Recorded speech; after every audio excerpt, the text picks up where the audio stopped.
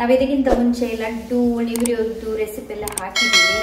ಅದನ್ನು ಸಹ ಹೋಗಿ ನೋಡಿ, ಲೈಕ್ ಕೊಡಿ, ಶೇರ್ ಮಾಡಿ, ನಮ್ಮ ಚಾನೆಲ್ಗೆ ಸಬ್ಸ್ಕ್ರೈಬ್ ಮಾಡಿ, ನಮಗೆ ಸಪೋರ್ಟ್ ಮಾಡಿ. ಇನ್ನೂ ಸಹ ಒಳ್ಳೊಳ್ಳೆ ರೆಸಿಪಿಯನ್ನು, ಸ್ನ್ಯಾಕ್ಸ್ ರೆಸಿಪಿ ಆಗಿರ್ಬೋದು, ಹಾಗೆ ನಾನ್ ವೆಜ್ ರೆಸಿಪೀಸ್ ಎಲ್ಲ ನಾವು ಜಾಸ್ತಿ ಹಾಕ್ಲಿಕ್ಕೆ ಇದ್ದೀವಿ. ಸೊ ನಮಗೆ ಸಪೋರ್ಟ್ ಮಾಡಿ ಅಂತೇಳಿ ಕೇಳ್ಕೊಳ್ತೀವಿ ಅಲ್ವಾ? ಹಲೋ, ಹಾಯ್, ನಮಸ್ತೆ friends and welcome back to my channel. ಹೇಗಿದ್ರೆ ಎಲ್ಲರೂ? ನೀವೆಲ್ಲ ಸಂತೋಷವಾಗಿದ್ದೀರಿ ಭಾವಿಸ್ತೀನಿ. ಹಾಗೆ ಹೊಸದೊಂದು ರೆಸಿಪಿ ಬ್ಲಾಗ್ ಒಂದಿಗೆ ನಾವು ಮತ್ತೊಮ್ಮೆ ನಿಮ್ಮೊಂದಿಗೆ ಭೇಟಿ ಆಗ್ತಾ ಇದ್ದೀವಿ. ಇವತ್ತು ನಾವು ಮಾಡ್ತಾ ಇದ್ದೀವಿ ನಮ್ಮ ಕುಸುವರಲ್ಲಿ ತುಂಬಾನೇ ಸ್ಪೆಷಲ್ ಆಗಿರುವಂತಹ ಒಂದು ಕುಸುವ ಐಟಮ್ ಅಂತ ಹೇಳ್ಬೋದು, ಗುಳಿಯು. ಸೊ ಗುಳಿಯುವನ್ನ ನಾವು ಆಲ್ರೆಡಿ ಪ್ರಿಪೇರ್ ಮಾಡಲಿಕ್ಕೆ ಸ್ಟಾರ್ಟ್ ಮಾಡಿದ್ದೀವಿ. ಇವಾಗ ಕಾಯಿಸ್ತಾ ಇದ್ದೀವಿ, ನೋಡ್ಬೋದು. ಸೊ ಸೂಪರ್ ಆಗಿ ಕಾಣಿಸ್ತಾ ಉಂಟು. ಇದ್ರದ್ದು ಟೇಸ್ಟ್ ಹೇಗಿರುತ್ತೆ, ಹಾಗೆ ಯಾವ ರೀತಿ ಈ ಗುಳಿಯೋ ರೆಸಿಪಿಯನ್ನ ಮಾಡಬಹುದು ಅಂತೇಳಿ ಈ ಒಂದು ರೆಸಿಪಿ ವಿಡಿಯೋದಲ್ಲಿ ನಿಮ್ ಜೊತೆಗೆ ನಾವು ಶೇರ್ ಮಾಡ್ಲಿಕ್ಕಿದ್ದೀವಿ. ಸೊ ಇವತ್ತಿನ ಈ ರೆಸಿಪಿಯನ್ನ ಸ್ಟಾರ್ಟ್ ಮಾಡುವಲ್ಲ? ಓಕೆ, ಇವಾಗ ಹಸ್ಬೆಂಡ್ ನಿಮ್ಗೆ ಹೇಳಿಕೊಡ್ಲಿಕ್ಕಿದ್ದಾರೆ ಯಾವ ರೀತಿ ಒಂದು ಈಸಿ ಆಗಿರುವಂತಹ ಗುಳಿಯೋದ ರೆಸಿಪಿಯನ್ನ ಮಾಡೋದು ಅಂತ ಹೇಳಿ. ಸೊ ಇದರ ಏನೆಲ್ಲ ಇಂಗ್ರೀಡಿಯೆಂಟ್ಸ್ ಬೇಕು, ಯಾವ ರೀತಿ ಮಾಡೋದು ಅಂತ ಹೇಳಿ ನೋಡ್ಕೊಂಡು ಬರೋಣ ಬನ್ನಿ. ನೋಡಿ, ಗುಳಿಯನ್ನು ಮಾಡಲು ನಾನು ಕುಚ್ಚಲಕ್ಕಿ, ಈ ಪಾವ್ ಅಂತ ಹೇಳ್ತಾರೆ ಇದಕ್ಕೆ. ಸೊ 1.5 ಪಾವ್ನಷ್ಟು ನಾನು ಕುಚ್ಚಲಕ್ಕಿಯನ್ನು ತೆಗೆದುಕೊಂಡಿದ್ದೀನಿ. ನಾನು ಈ ಥರದ ಕುಚ್ಚಲಕ್ಕಿ, ಇನ್ನೊಂದು ಕುಚ್ಚಲಕ್ಕಿ ಕೂಡ ಇರುತ್ತೆ ಕೆಂಪು ಕಲರ್ದು, ಅದು ಕೂಡ ಯಾವುದು ಬೇಕಾದ್ರೂ ತೆಗೆದುಕೊಳ್ಬೋದು. ಇದರಿಂದ 1.5 ಪಾವ್ನಷ್ಟು ಇದು ತೆಗೆದುಕೊಂಡಿದ್ದೇನೆ. ನಂತರ ಇಡ್ಲಿ ಮಾಡುವ ಅಕ್ಕಿ ಇನ್ನೊಂದು ಈ ಥರ ಇರುತ್ತೆ, ಕೊಂಕಣಿಯಲ್ಲಿ ಮುಟಂಬು ಅಂತ ಹೇಳ್ತಾರೆ. ಸೊ ಇಡ್ಲಿ ಮಾಡುವಂತಹ ಅಕ್ಕಿ, ಇದು ಕೂಡ ನಾನು 1.5 ಪಾವ್ನಷ್ಟು ತೆಗೆದುಕೊಂಡಿದ್ದೇನೆ. ಇದು ಒಟ್ಟಿಗೆ 1.5 ಪಾವು ಕುಚ್ಚಲಕ್ಕಿ, 1.5 ಪಾವು ಇಡ್ಲಿ ರೈಸನ್ನು ಒಟ್ಟಿಗೆ ಹಾಕಿ ಸರಿಸುಮಾರು ಒಂದು 5 ರಿಂದ 6 ಗಂಟೆಯಷ್ಟು ಇದು ನೆನೆದಿಡಲಿಕ್ಕೆ ಉಂಟಿದ್ದು. ಇದು ನೆನೆದಿಟ್ಟ ಮೇಲೆ ಇದನ್ನು ಇವಾಗ ನಾವು ಕಡಿಲಿಕ್ಕೆ ಹಾಕುವಂಥದ್ದು. ಯಾಕಂತ ಹೇಳಿದ್ರೆ ಅಷ್ಟು ಬೇಗ ಅದು ಕಡಿಲಿಕ್ಕೆ ಕಷ್ಟ ಆಗ್ತದೆ, ನುಣ್ಣಗೆ ಕಡಿಲಿಕ್ಕೆ ಕಷ್ಟ ಆಗ್ತದೆ. ಅದಕ್ಕೋಸ್ಕರ ಒಂದು 5 ರಿಂದ 6 ಗಂಟೆ ನೆನೆಸಿಕೊಂಡು ಆಮೇಲೆ ಇದನ್ನು ಗ್ರೈಂಡರಿಗೆ ಹಾಕಿ ಕಡಿಯುವಂಥದ್ದು. ಸೊ ಇವಾಗ ನಾನು ನೆನೆದಿಟ್ಟಂತಹ 1.5 ಪಾವು ಕುಚ್ಚಲಕ್ಕಿ ಮತ್ತು 1.5 ಪಾವು ಇಡ್ಲಿ ಮಾಡುವಂಥ ಅಕ್ಕಿಯನ್ನು ಒಟ್ಟಿಗೆ ಹಾಕಿ ಇವಾಗ ರೆಡಿ ಮಾಡಿ ಇಟ್ಕೊಂಡಿದ್ದೇನೆ. ಅದಕ್ಕೆ ರುಚಿಗೆ ಎಷ್ಟು ಬೇಕು ಅಷ್ಟು ಉಪ್ಪು, ಸ್ವಲ್ಪ ಉಪ್ಪು ಹಾಕಬೇಕು. ನಂತರ ಒಂದು 1/4 kg ನಾನು ಬೆಲ್ಲವನ್ನು ತೆಗೆದುಕೊಂಡಿದ್ದೇನೆ. ನಂತರ ಇದಕ್ಕೆ ನೀರು ಹಾಕ್ಲಿಕ್ಕಿಲ್ಲ ಕಡಿಯುವಾಗ, ಅದಕ್ಕೋಸ್ಕರ ದಪ್ಪ ತೆಂಗಿನ ಹಾಲನ್ನು ರೆಡಿ ಮಾಡಿ ಇಟ್ಕೊಂಡಿದ್ದೇನೆ. ಅದಕ್ಕೆ ಎಷ್ಟು ಬೇಕು ಅಷ್ಟು ಸೇರಿಸಿಕೊಂಡು ಕಡಿದುಕೊಂಡು ತರುವಂಥದ್ದು. ಇವಾಗ ಇದನ್ನು ನಾನು ಕಡಿಲಿಕ್ಕೆ ಗ್ರೈಂಡರ್ಗೆ ಹಾಕ್ತಾ ಇದ್ದೇನೆ.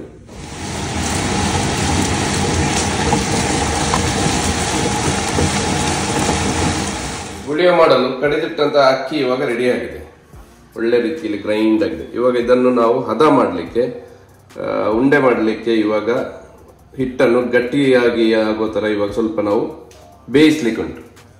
ಸೊ ಬೇಯಿಸುವಾಗ ಅದು ನಾನ್ ಸ್ಟಿಕ್ ಅನ್ನೇ ತೆಗೆದುಕೊಂಡ್ರೆ ಬಾರಿ ಒಳ್ಳೆಯದು, ಅಂಟುವುದಿಲ್ಲ.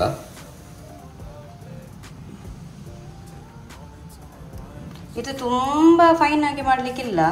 ನಾವು ಈ ಮಸಾಲೆ ಎಲ್ಲ ಹೇಗೆ ಮಾಡ್ತೀವಿ ನೋಡಿ, ಎಂತ ಹೇಳ್ತಾರೆ, ಫಿಶ್ ಇದ್ದಲ್ಲ ಅದರದ್ದೆಲ್ಲ ಮಸಾಲೆ ತರ ಅಷ್ಟು ಫೈನ್ ಇಲ್ಲ. ಇದು ಸ್ವಲ್ಪ ಆದ್ರೂ ತರಿಯಾಗಿರ್ಬೇಕು, ಒಂದು ಸ್ವಲ್ಪ ಆದ್ರೂ, ಆಗ ಮಾತ್ರ ಟೇಸ್ಟ್. ನಾವಿಲ್ಲಿ ಕಪ್ಪು ಬೆಲ್ಲ ಯೂಸ್ ಮಾಡಿದ್ದೇವಲ್ವಾ, ಹಾಗೆ ಈ ಕಲರ್ ಬಂದಿದೆ ಅಲ್ಲ?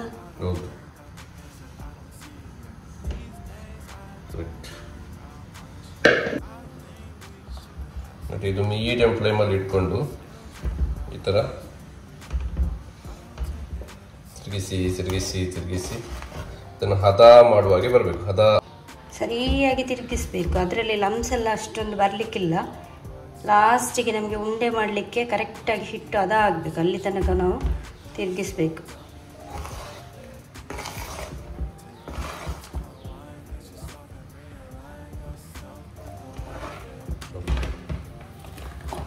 ನೋಡಿ ಇವಾಗ ಹದ ಆಗ್ತಾ ಬಂತು ನೋಡಿ. ಇದು ಇವಾಗ ಈ ತರ ಉಂಡೆ ಕಟ್ಟಲಿಕ್ಕೆ ಬರಬೇಕು ನೋಡಿ.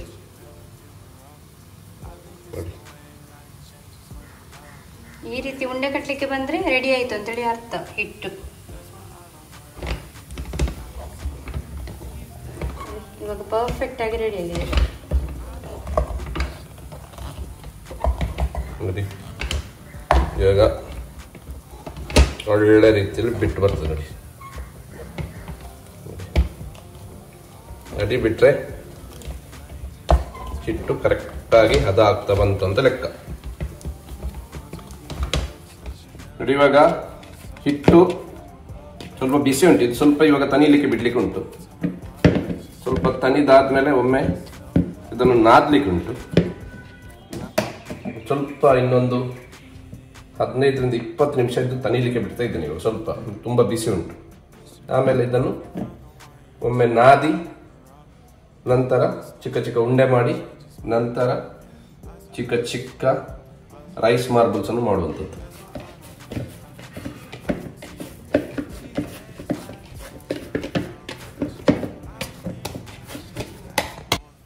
ನೋಡಿ ಇವಾಗ ಈ ತರ ಚಿಕ್ಕ ಚಿಕ್ಕ ಚಿಕ್ಕ ಚಿಕ್ಕ ಉಂಡೆ ಮಾಡುವಂಥದ್ದು. ಉಂಡೆ ಮಾಡುವ ಕೂಡ ಎಲ್ಲಿ ಕೂಡ ಕ್ರ್ಯಾಕ್ ಇರಬಾರ್ದು, ಒಳ್ಳೆ ಫಿನಿಶಿಂಗ್ ಬರಬೇಕು ನೋಡಿ. ದೊಡ್ಡ ಮಾಡಿದ್ರೆ ಸ್ವಲ್ಪ ಫ್ರೈ ಮಾಡುವಾಗ ಟೈಮ್ ಜಾಸ್ತಿ ತೆಗೆದುಕೊಳ್ತದೆ. ಸೊ ಚಿಕ್ಕದು ಸೈಜ್ ಮಾಡಿದ್ರೆ ಬೇಗ ಫ್ರೈ ಆಗ್ತದೆ, ತಿನ್ಲಿಕ್ಕೆ ಕೂಡ ಖುಷಿ ಆಗ್ತದೆ. ಇದು ತನಿಲಿಕ್ಕೆ ಬಿಡಬಾರ್ದು, ಬಿಸಿ ಇರುವಾಗಲೇ ಇದನ್ನು ಆದಷ್ಟು ಬೇಗ 2-3 ಮಂದಿ ಇದ್ರೆ ಬೇಗ ಬೇಗ ಆಗ್ತದೆ. ಇದು ತನಿತಾದ ನಂತರ ಕ್ರ್ಯಾಕ್ ಬರ್ಲಿಕ್ಕೆ ಸ್ಟಾರ್ಟ್ ಆಗ್ತದೆ. ಈ ತರ ಮಾಡಿ 2 ಪ್ಲೇಟಲ್ಲಿ ಇಟ್ಟದ್ದು ಸಾಕು. ಈ ರೀತಿ ಇದು ಮಾಡ್ಲಿಕ್ಕೆ ಈಸಿ. ಮಾತ್ರ ತುಂಬ ಸೈಜ್ ಮಾತ್ರ ತುಂಬ ದೊಡ್ಡದು ಮಾಡಬಾರ್ದು, ಬೇಗ ಬೇಗ ಆಗ್ಬೇಕಂತೇಳಿ. ತಿನ್ಲಿಕ್ಕೆ ಒಳ್ಳೇದಾಗೋದಿಲ್ಲ. ಇಷ್ಟು ಗಾತ್ರದ್ದು ಮಾಡಿದ್ರೆ ಚೆನ್ನಾಗಿ ಆಗುತ್ತೆ. ಕೈಗೆ ಅಂಟುದಾದ್ರೆ ಸ್ವಲ್ಪ ತೆಂಗಿನೆಣ್ಣೆ ಹಚ್ಕೊಳ್ಳಿ. ಇದು ಈಸಿ ಅಲ್ಲ ಎಲ್ಲದಕ್ಕಿಂತ. ಹೌದು, ಕ್ರ್ಯಾಕ್ ಬರಬಾರ್ದು.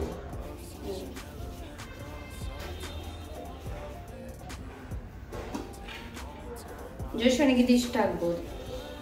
ಕರ್ಕು ಮಾಡ್ಲಿಕ್ಕೆ ಹಲ್ಲು ಮಾತ್ರ ಗಟ್ಟಿ ಬೇಕು. ಇದಕ್ಕೆ ಹಲ್ಲು ಗಟ್ಟಿ ಬೇಕು. ನಂದೆರಡು ಹೋಗಿ ಹಾಗೆ ಒಂದೆರಡೆಲ್ಲ ಹೋಗ್ತದೆ. ನಾವಿದಕ್ಕೆ ಗುಳಿ ಅಂತ ಹೇಳುದು ಆಯ್ತಾ. ಗುಳಿ ಅಂತ ಹೇಳಿದ್ರೆ ಮಾತ್ರೆ ಅಂತ ಹೇಳಿ ಕನ್ನಡದಲ್ಲಿ.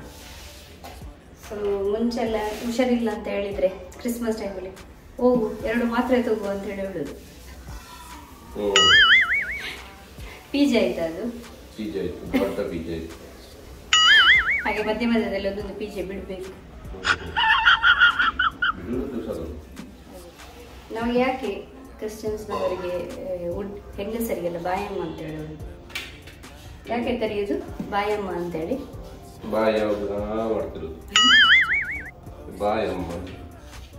ಪೊರ್ಬುಲ್ ಅಂತ ಯಾಕೆ ಹೇಳುದು? ಪೊರ್ಲು ಅಲ್ಲ, ಅದು ಪೊರ್ಬುಲ್. ಸುಮ್ಮನೆ ಇದ ಪೊರ್ಬುಲು. ಪೊರ್ಬು ಅಂತ ಹೇಳಿದ್ರೆ ಕ್ರಿಶ್ಚಿಯನ್, ಲೂ ಅಂತ ಹೇಳಿದ್ರೆ ಚಂದ. ಸೊ ಪೊರ್ಬುಲು ಇದು ಸತ್ತು ನಾನು ಕೇಳುದು ಆಯ್ತಾ. ಅದು ಗಂಡಸರಿಗೆ ಅಂತ ಹೇಳಿದ್ರೆ ಅದಕ್ಕೆ ಯಾಕೆ ಕರೆಯೋದು ಹೇಳಿ ಆಯ್ತಾ? ಬಾಯಮ್ಮ, ಪೊರ್ಬುಲು. ನಮಗೆ ಕ್ರಿಶ್ಚಿಯನ್ಸ್ನವರಿಗೆ ಜಾಸ್ತಿ ಯಾಗಿನ ಕರೆಯೋದಲ್ಲ. ಓ ಬಾಯಮ್ಮ, ಏ ಪೊರ್ಬುಲೆ.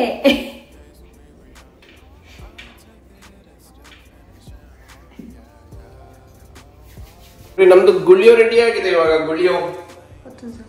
ನಮ್ದು ಗುಳಿಯೋ ರೆಡಿ ಆಗಿದೆ.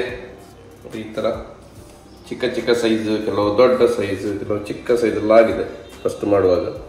ಮತ್ತೆಲ್ಲ ಸರಿಯಾಗಿದೆ ನೆಕ್ಸ್ಟ್ ಲೆವೆಲ್. ಸೊ ಇದು ಇವಾಗ ಮೆಲ್ಲನೆ ಬಿಡುವಂಥದ್ದು.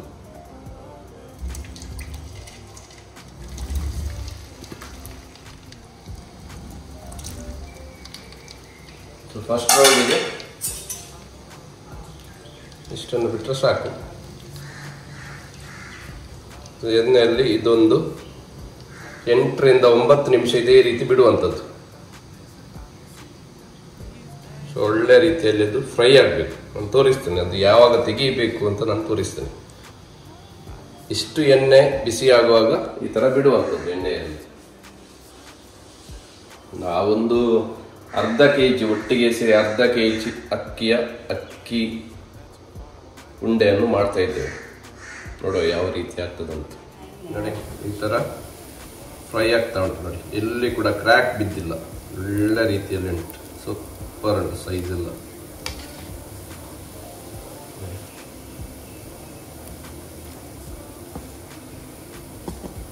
ನಿಮ್ಗೆ ಅದು ಕ್ಯಾಮರಾದಲ್ಲಿ ದೊಡ್ಡ ಕಾಣ್ತದೆ, ಆದರೆ ಸೈಜ್ ಮೀಡಿಯಂ ಸೈಜ್ ಸ್ವಲ್ಪ ಸ್ವಲ್ಪನೇ ಅಲ್ಲ. ಫ್ರೈ ಆದಾಗ ಈ ತರ ನೂರೇ ಬರುವುದಿಲ್ಲ, ನಿಲ್ತದೆ. ಒಳ್ಳೆ ಫ್ರೈ ಆಯ್ತು ಅಂತ ಹೇಳಿದ್ರೆ ಮೀಡಿಯಂ ಫ್ಲೇಮಲ್ಲಿ ಫ್ರೈ ಮಾಡ್ಕೊಳ್ಬೇಕು ಯಾವಾಗಲೂ. ಹೈ ಫ್ಲೇಮಲ್ಲಿ ಇಟ್ಟು ಫ್ರೈ ಮಾಡಿದ್ರೆ ಏನಾಗುತ್ತೆ, ಹೊರಗಿದ್ದ ಸೈಜಲ್ಲಿ ಮಾತ್ರ ಅದು ನಿಮಗೆ ಫ್ರೈ ಆಗತಕ್ಕಂಥ, ಒಳಗೆ ಫ್ರೈ ಆಗೋದಿಲ್ಲ. ಸೊ ಮೀಡಿಯಂ ಫ್ಲೇಮಲ್ಲಿ ಇಟ್ಟು ಈ ಥರ ಆರಾಮಾಗಿ ಫ್ರೈ ಆಗಲಿಕ್ಕೆ ಬಿಡಬೇಕು. ಚಳಿಗಾಲದಲ್ಲಿ ಉಂಟಲ್ಲ, ಇದೊಂದು ಎರಡು ಬಾಯಿಗೆ ಹಾಕಿದ್ರೆ ಸಾಕು, ಸಂಜೆ ಹೊತ್ತಿಗೆ ಎಲ್ಲ ಚಳಿ ಎಲ್ಲ ಬಿಟ್ಟು ಓಡಿ ಹೋಗ್ತದೆ. ದಿನಕ್ಕೆ 2 ಮಾತ್ರ, ಬೆಳಿಗ್ಗೆ ಒಂದು ಸಂಜೆ ಒಂದು. ಮುಂಚೆ ಎಲ್ಲ ಹೇಗೆ ನೊರೆ ಬರ್ತಿತ್ತು ಇಲ್ಲೆಲ್ಲ, ಅದೆಲ್ಲ ಸ್ಟಾಪ್ ಆಗಿದೆ. ಇದನ್ನು ತೆಗೆಯುವಂಥದ್ದು ಈ ಕಲರ್ಗೆ ಬರಬೇಕು. ಇದಕ್ಕಿಂತ ಜಾಸ್ತಿ ಬ್ರೌನ್ ಆದ್ರೆ ಒಳ್ಳೇದಾಗುದಿಲ್ಲ ಅಂತ ಹೇಳಿದ್ರೆ, ಸ್ವಲ್ಪ ಕಹಿಯಾಗಿ ಜಾಸ್ತಿ ರೋಸ್ಟ್ ಆಗಿದ್ರೆ ಒಳ್ಳೇದಾಗುದಿಲ್ಲ. ಈ ತರ ಸ್ವಲ್ಪ ಡಾರ್ಕ್ ಬ್ರೌನ್ ಅಲ್ಲಿ ಬರ್ಬೇಕು ನೋಡಿ. ಈ ರೀತಿ ಮಾತ್ರೆಗಳು ರೆಡಿ.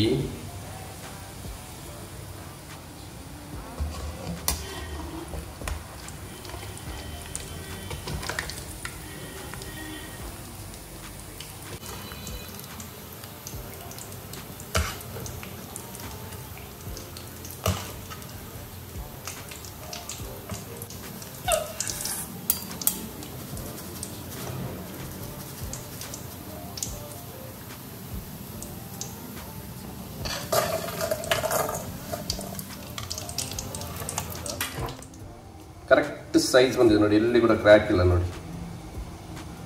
ಒಂದು ವೇಳೆ ಬೆಲ್ಲ ಜಾಸ್ತಿ ಆದರೆ ಕ್ರ್ಯಾಕ್ ಬರ್ತದೆ, ಇಲ್ಲಾಂದ್ರೆ ಕರೆಕ್ಟಾಗಿ ಎಂತ ಹಿಟ್ಟು ಹದ ಬರದಿದ್ರು ಕ್ರ್ಯಾಕ್ ಆಗ್ತದೆ ನೋಡಿ. ಪರ್ಫೆಕ್ಟ್ ಆಗಿದೆ, ಒಳ್ಳೆ ಬಂದಿದೆ ನೋಡಿ, ಈ ಥರ ಬರಬೇಕು.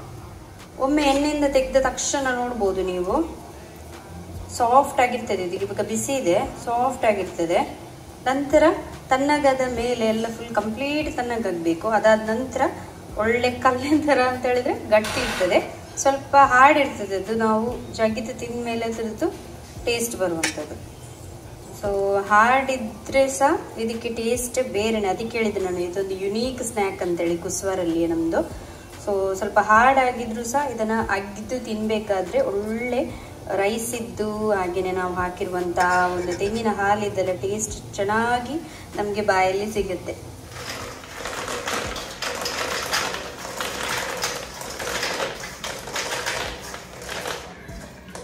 ನೋಡಿ, ಒಂದು ಕ್ರಿಸ್ಮಸ್ ಇದ್ದು ಪಟಾಕಿ ಈ ಥರ ಶಬ್ದ ಬರಬೇಕು. ಹುಲಿಯು ಅಂತ ಹೇಳಿದ್ರೆ ಹೀಗೆ ಶಬ್ದ ಬರಬೇಕು. ರೈಸ್ ಮಾರ್ಬಲ್ಸ್ ಪಟಾಕಿ ಥರ ರೈಸ್ ಮಾರ್ಬಲ್ಸ್ ಇದು ಶಬ್ದ ನೋಡಿ. ಇದೆಲ್ಲ ಹಾಕಿ ಸ್ಟರ್ ಮಾಡಿ. ಸೊ ಇಲ್ಲಿ ನಮ್ಮದು ಹುಳಿಯು ರೆಡಿಯಾಗಿದೆ. ಇವಾಗ ಟೇಸ್ಟ್ ಮಾಡುವ.